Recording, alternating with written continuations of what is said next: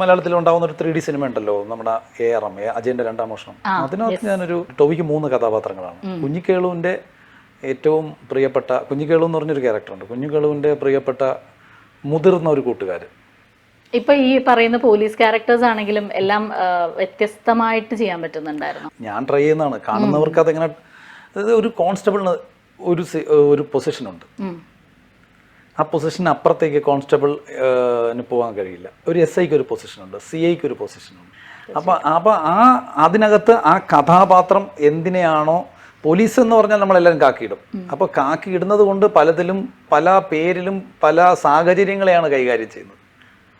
അപ്പോൾ അത്തരത്തിൽ ഞാൻ പരമാവധി ആ കഥാപാത്രത്തിൻ്റെ പോലീസ് ആവാനാണ് ട്രൈ ചെയ്യുന്നത്. കൃഷ്ണൻ എന്നൊരു പോലീസുകാരനാവാനല്ല, കൃഷ്ണൻ എന്ന ആള് ആ കഥാപാത്രത്തിൻ്റെ പോലീസ് ആവാനാണ് ട്രൈ ചെയ്യുന്നത്.